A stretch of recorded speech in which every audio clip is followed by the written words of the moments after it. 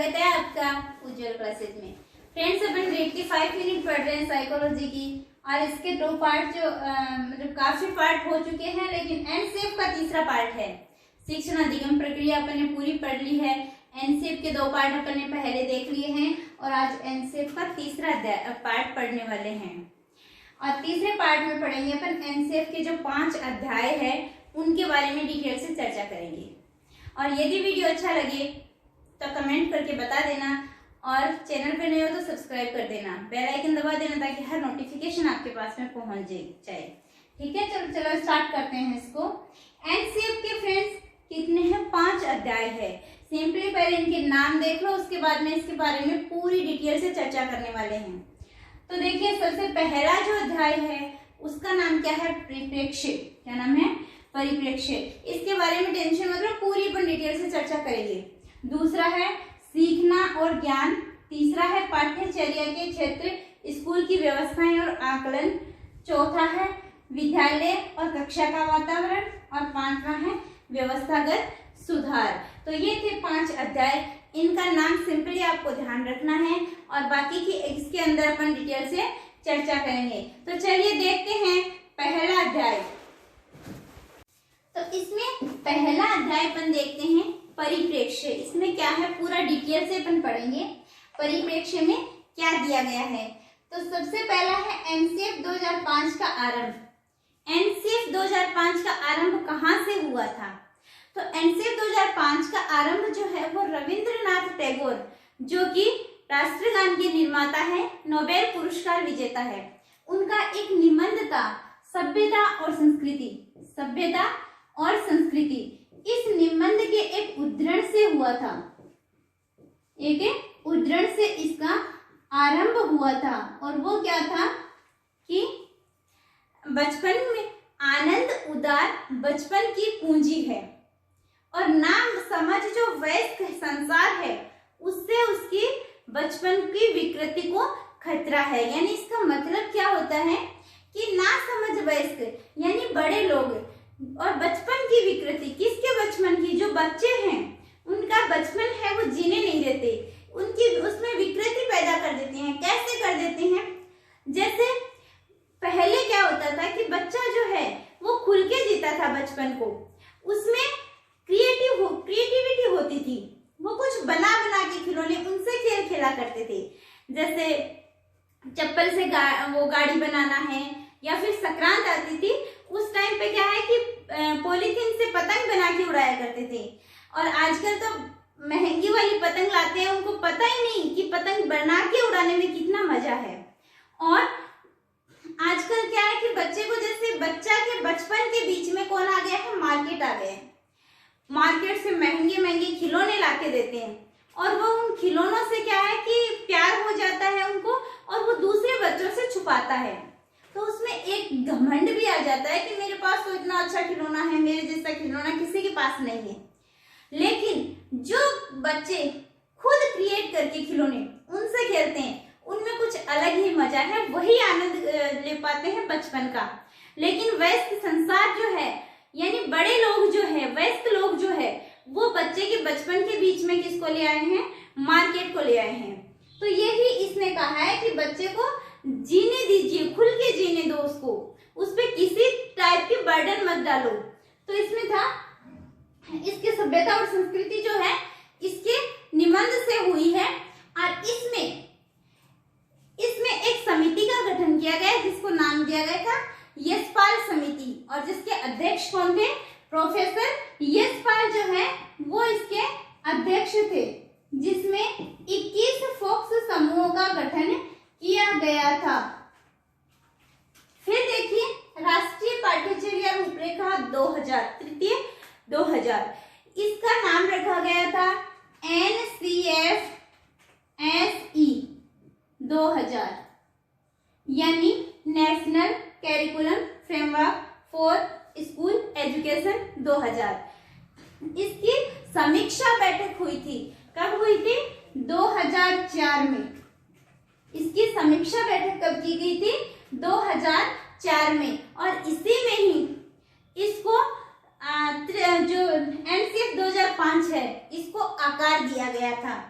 यानी इसका आरंभ तो हुआ था सभ्यता और संस्कृति से, और इसके अध्यक्ष कौन थे? यशपाल।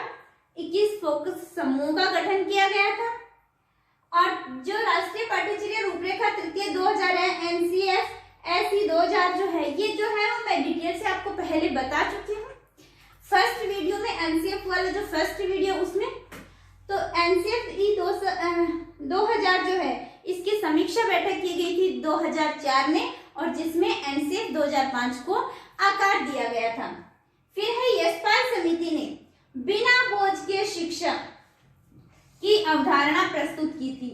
यानी यशपाल समिति ने कहा कि इसमें यही था कि बच्चे पे बर्डन मत डालो, उसको अपने आप सीखने दो, यानी रचना करने दो, ज्ञान का निर्माण करने दो।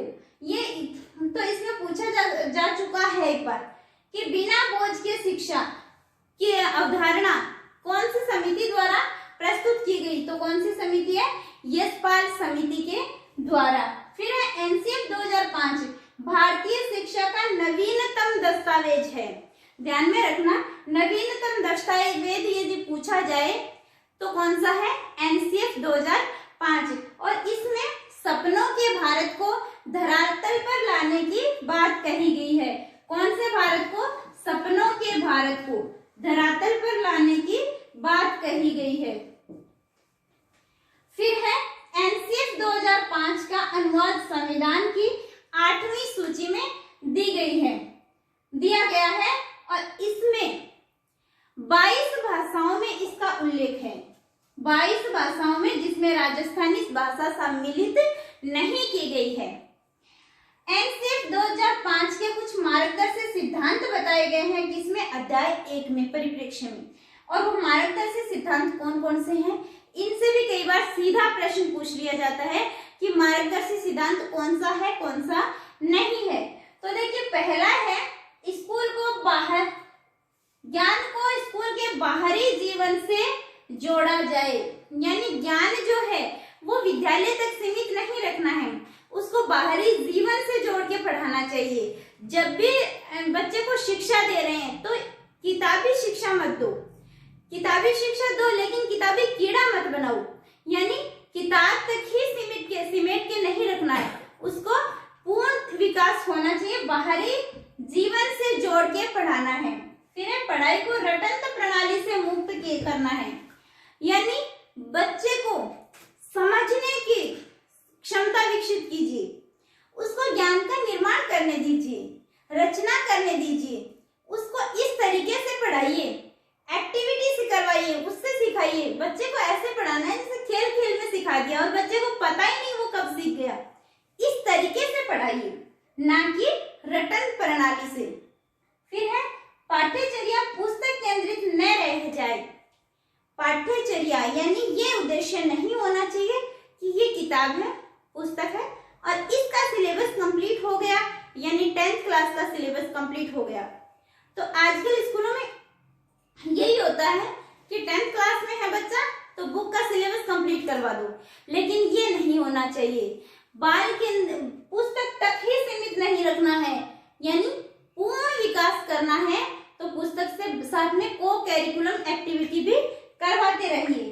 कक्ष को गतिविधियों से जोड़ना, यानी वही है कि को करिकुलम एक्टिविटी जो है वो उसको करवाते रहिए। फिर है राष्ट्रीय महत्व के बिंदुओं को पाठ्यक्रम में शामिल किया जाए। यानी राष्ट्रीय महत्व यानी उसको राष्ट्रीयता, यानी बच्चे को जो है वो राष्ट्र की भावना का उसमें विकास होना चाहिए। राष्ट्र के प्रति सम्मान जो है कब होगा? जब उसके पाठ्यक्रम में कुछ राष्ट्रीय महत्व के बिंदु भी होंगे, तभी वो राष्ट्र का महत्व समझ पाएगा। पाठ्यक्रम में शामिल करना चाहिए। तो एक बार फिर से देख लीजिए, परिप्रेक्ष्य भाग फर्स्ट, एनसीएफ का आरंभ कहां से हुआ है? सभ्यता और संस्कृति, रविंद्रनाथ टैगोर का निबंध है। और यशपाल इसके क्या थे? अध्यक्ष। 21 फोकस समूह बनाए गए थे। राष्ट्रीय पाठ्यचर्या रूपरेखा 2000 जिसका नाम रखा गया था एनसीएफ एसई 2000, इसकी समीक्षा बैठक हुई थी 2004 में, जिसमें एनसीएफ 2005 को आकार दिया गया था। यशपाल समिति ने बिना शिक्षा की अवधारणा प्रस्तुत की थी। एनसीएफ 2005 भारतीय शिक्षा का नवीनतम दस्तावेज है जिसमें सपनों के भारत को धरातल पर लाने की बात कही गई है। एनसीएफ 2005 का अनुवाद संविधान की 8वीं सूची में है और जिसमें 22 भाषाओं का उल्लेख है, जिसमें राजस्थानी सम्मिलित नहीं है। और ये है 5 मार्गदर्शी सिद्धांत एनसीएफ 2005 के। ज्ञान को स्कूल के बाहरी जीवन से जोड़ना, पढ़ाई को रटंत प्रणाली से मुक्त करना, पाठ्यचर्या पुस्तक केंद्रित न रह जाए, कक्षा कक्ष को गतिविधियों से जोड़ना और राष्ट्रीय महत्व के बिंदुओं को पाठ्यक्रम में सम्मिलित करना। चलिए कुछ और देखते हैं इसमें। हाँ, तो परिप्रेक्ष्य पढ़ रहे हैं अपन, और उसमें क्या है कि प्रोफेसर यशपाल के अनुसार विद्यालय स्तर पर विद्यार्थियों से प्रोजेक्ट वर्क करवाने पर बल दिया गया है। ये एक में ही दिया गया। और प्रोजेक्ट जो शब्द है वो किसने दिया था? वो प्रोजेक्ट शब्द तो दिया था किसने? रिचर्ड्स महोदय ने। अमेरिका के थे ये रिचर्ड्स महोदय, इन्होंने शब्द दिया था। और प्रोजेक्ट शब्द है, इसको शिक्षा में कौन लेके आया था? वो लेके आए थे किलपैट्रिक, जो कि कौन थे? किलपैट्रिक जॉन डीवी के शिष्य थे। ये लेके आए थे इसको शिक्षा में। तो प्रोजेक्ट शब्द पूछ रहे तो किसने दिया था? रिचर्ड्स ने। और प्रोजेक्ट शब्द को शिक्षा में लाने का श्रेय किसको है? किलपैट्रिक को। और प्रोजेक्ट वर्क करवाने पर किसने बल दिया था? एनसीएफ 2005 ने। किसने? 2005 ने। प्रोजेक्ट करके सीखना, लर्निंग बाय डूइंग, कोई तो है, तो वो किसने दिया है? एनसीएफ 2005 ने। एनसीएफ 2005 लर्निंग बाय डूइंग पर जोर देता है, करके सीखने पर जोर देता है। संरचनावाद या निर्मितवाद की अवधारणा पर बल देता है। संरचनावाद या निर्मितवाद क्या है? यानी बच्चे को रटवाना नहीं है, ज्ञान जो है उसकी संरचना बच्चा खुद करेगा, ज्ञान का निर्माण बच्चा खुद करेगा। तो खुद करना है निर्माण, यानी संरचना करनी है ज्ञान की खुद। यानी बच्चे को ज्ञान जो है वो दिया नहीं जा सकता। इसमें जो अध्यापक है उसकी भूमिका क्या होती है? एनसीएफ के अकॉर्डिंग सुविधा प्रदाता की होनी चाहिए ना, वो समझा दे, ऐसे नहीं कि वो रटवा दे। क्या कर दे? समझा दे। एक तरीके से नहीं समझ में आया दूसरे तरीके से, दूसरे तरीके से नहीं समझ में आया तीसरे तरीके से, लेकिन संरचना ज्ञान की खुद कर सके बालक, इसके लायक बना दे। तो क्या है? अवधारणा पर बल देता है कौन? एनसीएफ 2005। और ये क्वेश्चन भी पूछा जा चुका है कि एनसीएफ 2005 किस पर बल देता है? निर्मितवाद। तो इसका आंसर क्या आएगा? निर्मितवाद। 2 विशिष्ट सूत्रों का पालन करता है। कौन सा? ज्ञात से अज्ञात और मूर्त से अमूर्त। मूर्त से अमूर्त। मैंने शिक्षण सूत्र जो पढ़ाए थे तब डिटेल से अपन ने पढ़े थे कि ज्ञात से अज्ञात क्या होता है, मूर्त से अमूर्त क्या होता है। ज्ञात से अज्ञात कब काम में लेते हैं इस सूत्र को? प्रस्तावना के समय। और मूर्त से अमूर्त कब? जब अपन शिक्षण सहायक सामग्री यूज करते हैं उस टाइम पे। फिर त्रिभाषीय सूत्र का पालन करता है, त्रिभाषा फॉर्मूला का पालन करता है कौन? एनसीएफ 2005। कौन सी भाषा होती है इसमें? हिंदी, सेकंड लैंग्वेज अंग्रेजी, और थर्ड संस्कृत नहीं होती। कौन सी होती है? मातृभाषा जो भी है, संस्कृत है तो संस्कृत हो सकती है। शिक्षा के क्षेत्र में क्रियात्मक अनुसंधान पर बल देता है। एनसीएफ कहता है कि शिक्षा के क्षेत्र में क्रियात्मक अनुसंधान लागू होना चाहिए, जिसको अपन डिटेल से चर्चा करेंगे। क्रियात्मक अनुसंधान। आत्मनिर्भर बनाने के वाली जीवनोपयोगी शिक्षा पर बल, यानी बच्चे को ऐसी शिक्षा दीजिए कि वो बेरोजगार ना भटके, वो आत्मनिर्भर बन सके, जीवन में उसके वो शिक्षा काम आए। यदि कोई भी बालक वो पढ़ लिख के, मान लीजिए किसी ने बीए कर ली, बीएड कर ली, उसके बाद में वो यदि सब्जी बेच रहा है तो उसके काम नहीं आ रही है, यानी ऐसी शिक्षा दीजिए कि उसके जीवन में काम आए। तो क्या है? आत्मनिर्भर बनाने वाली जीवनोपयोगी शिक्षा पर बल देता है कौन? एनसीएफ 2005। शिक्षा के समक्ष सबसे बड़ी राष्ट्रीय चुनौती है। क्या है राष्ट्रीय चुनौती? हमारी सहभागिता आधारित लोकतंत्र व संविधान में प्रतिस्थापित मूल्यों को सुदृढ़ करना। यानी हमारे लोकतंत्र और संविधान में प्रतिस्थापित मूल्य जो है उनको मूल्यों को सुदृढ़ करना, मूल्यों को सुदृढ़ करना, ये हमारे समक्ष शिक्षा के समक्ष क्या है? सबसे बड़ी राष्ट्रीय चुनौती है। तो एक बार फिर से देख लीजिएगा। यशपाल के अनुसार क्या है? विद्यालय स्तर पर प्रोजेक्ट वर्क करवाएं, और प्रोजेक्ट शब्द किसने दिया? रिचर्डसन। और शिक्षा के क्षेत्र में कौन लेके आया? किलपैट्रिक। लर्निंग बाय डूइंग पर जोर देता है एनसीएफ। रचनावाद या संरचनावाद की अवधारणा पर जोर देता है। दो विशिष्ट सूत्रों का पालन करता है, ज्ञात से अज्ञात और मूर्त से अमूर्त। त्रिभाषी सूत्र का पालन करता है, हिंदी, अंग्रेजी, और थर्ड कौन सी होगी? मातृभाषा। शिक्षा के क्षेत्र में क्रियात्मक अनुसंधान पर बल देता है कौन? एनसीएफ। आत्मनिर्भर बनाने वाली जीवनोपयोगी शिक्षा पर बल देता है। समस्या समाधान विधि को सर्वाधिक महत्वपूर्ण बताता है।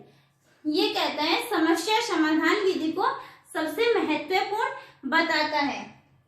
शिक्षा के समक्ष सबसे बड़ी राष्ट्रीय चुनौती है हमारी सहभागिता आधारित लोकतंत्र व संविधान में प्रतिस्थापित मूल्यों को सुदृढ़ बनाना।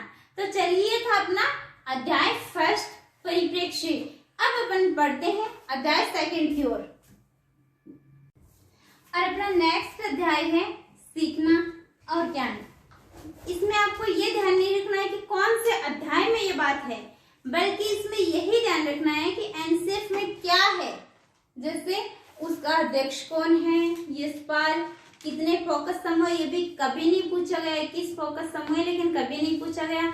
इसकी उत्पत्ति जो है, आरंभ कहाँ से हुआ है, ये चीजें जो है इसमें पूछी जाती है। किस पर जोर देता है ये, लेकिन ये कभी नहीं पूछा जाएगा कि कौन से अध्याय में कौन सी बातें कही गई है। तो देखिए सेकंड है सीखना और ज्ञान। इसमें क्या है? नवीन शिक्षण विधियों पर बल। सीखना है तो नई नई शिक्षण विधियों पर बल देता है कि नई नई शिक्षण विधियों से पढ़ाइए, बच्चा अच्छे तरीके से सीखेगा। नवीन तकनीकी के प्रयोग पर बल, यानी अच्छी अच्छी टेक्नोलॉजी से पढ़ाइए। आज तो टेक्नोलॉजी का जमाना है, कोई कमी नहीं है, तो अच्छी नई नई टेक्नोलॉजी से बच्चों को पढ़ाइए। उसके प्रयोग की मान्यता देता है कौन? एनसीएफ 2005। पाठ्य सहगामी क्रियाओं की अनिवार्यता, यानी अनिवार्य रूप से पाठ्य सहगामी क्रियाएं करवानी है। जो को करिकुलम एक्टिविटी है वो अनिवार्य है। फिर बाल केंद्रित शिक्षा को महत्वपूर्ण स्थान, यानी बालक जो है उसकी सक्रिय सहभागिता होनी जरूरी है। ये कौन कहता है? एनसीएफ 2005। छात्रों के सर्वांगीण विकास पर बल, बच्चे के संपूर्ण विकास पर बल देना है, यानी सिर्फ और सिर्फ यहाँ से विकास नहीं करना है, उसका सर्वांगीण विकास करना है। यदि ज्ञान यानी किताब का ज्ञान देके उसका विकास, संपूर्ण विकास नहीं होगा। उसको खेल भी खिलाइए, उसका जो है फिजिकल डेवलपमेंट भी होगा, उसको खेल से उसको क्या है सोशल डेवलपमेंट भी होगा, उसको ज्ञान के साथ में कल्पना, सोच, समझ ये भी उसमें विकसित होनी चाहिए। फिर है गुणवत्ता आयाम के बलों के लिए, बालकों के लिए संरचित अनुभव व पाठ्यक्रम सुधार को महत्व दिया जाना चाहिए। बच्चों में तार्किक चिंतन, कौन सा चिंतन? तार्किक चिंतन और समस्या समाधान की योग्यता को विकास करना, यानी बच्चों में तर्क करने की चिंतन क्षमता जो है उसका विकास करना है। किसका महत्व है? किसने बल दिया इस पे? एनसीएफ 2005 ने। समस्या समाधान की योग्यता उसमें विकसित होनी चाहिए। पर्यावरणीय शिक्षा को महत्वपूर्ण स्थान दिया गया है, ध्यान रखना ये इंपॉर्टेंट है। पर्यावरणीय शिक्षा को महत्वपूर्ण स्थान देता है कौन? एनसीएफ 2005। कल्पना और मौलिकता को महत्वपूर्ण स्थान, बच्चे में कल्पना शक्ति का विकास अनिवार्य होना चाहिए और मौलिकता यानी मौलिक चिंतन वो कर सके, सृजनशील बन सके, ऐसा विकास किसमें? 2005 के अकॉर्डिंग बच्चे का होना चाहिए। एनसीएफ 2005 के अंतर्गत शिक्षक की भूमिका क्या बताई है? सुविधा प्रदाता और सुगमकर्ता। ये भी क्वेश्चन पूछा जा चुका है कि एनसीएफ 2005 के अकॉर्डिंग शिक्षक की भूमिका होती है तो कौन सी होती है? सुविधा प्रदाता की या फिर सुगमकर्ता की। वो जो है उसको सिर्फ और सिर्फ गाइडेंस कर सकता है, उसका मतलब यहाँ पे शिक्षक जो है सर्वे सर्वा नहीं हो सकता, यानी बाल केंद्रित शिक्षा है, बालक की सहायता करे शिक्षक। ऐसी भूमिका बताई है किसने? एनसीएफ 2005 ने। किताबी ज्ञान के स्थान पर पाठ्यचर्या बच्चों को इतना सक्षम बनाए कि वे अपनी आवाज ढूंढ सके। किसमें? किताबों में। अपनी उत्सुकता का पोषण कर सके, अपने अनुभव जो है, यानी उसमें किताबी ज्ञान के स्थान पर पाठ्यचर्या में सिर्फ और सिर्फ किताबी ज्ञान सम्मिलित नहीं होना चाहिए, बल्कि वो क्वेश्चन पूछे, वो उत्साहित हो, वो अपनी आवाज ढूंढ सके, उनमें एक उत्सुकता पैदा होनी चाहिए। ऐसी पाठ्य पुस्तकें होनी चाहिए। किसने कहा है ये बात? एनसीएफ 2005 ने। तो ये है अध्याय सेकंड, इसको एक बार फिर से देख लीजिएगा। नवीन शिक्षण विधियों पर बल देता है, नवीन तकनीकों के प्रयोग को मान्यता देता है, पाठ्य सहगामी जो क्रियाएं हैं उनकी अनिवार्यता पर बल देता है, बाल केंद्रित शिक्षा को महत्वपूर्ण स्थान दिया इसने, छात्रों के सर्वांगीण विकास पर बल देता है और गुणवत्ता आयाम में बालकों के लिए संरचित अनुभव और पाठ्यक्रम सुधार को महत्व है, यानी पाठ्यक्रम में सुधार करना, बच्चों में तार्किक चिंतन और समस्या समाधान की योग्यता का विकास करना, पर्यावरणीय शिक्षा को महत्वपूर्ण स्थान देता है और कल्पना मौलिकता को महत्वपूर्ण स्थान। एनसीएफ 2005 के अंतर्गत क्या दिया गया है? शिक्षक की भूमिका सुविधा प्रदाता या सुगमकर्ता की होनी चाहिए। किताबी ज्ञान के स्थान पर पाठ्यचर्या को इतना सक्षम बनाया जाए कि अपनी आवाज ढूंढ सके, अपनी उत्सुकता का पोषण कर सके, वो प्रश्न पूछ सके, यानी बच्चे में कुछ उत्सुकता होनी चाहिए किताब में, ऐसे उसकी किताबें होनी चाहिए। तो ये था अपना अध्याय सेकंड। आज के वीडियो में फ्रेंड्स इतना ही। थर्ड और फोर्थ फिफ्थ नेक्स्ट वीडियो में पढ़ेंगे। यदि वीडियो अच्छा लगा है तो कमेंट करके बताइएगा और चैनल पे नए हो तो चैनल को सब्सक्राइब कर लीजिएगा, लाइक कीजिएगा और बेल आइकन दबा दीजिएगा ताकि हर नोटिफिकेशन आपके पास में पहुंच जाए। थैंक यू फ्रेंड्स, मिलते हैं नेक्स्ट वीडियो में।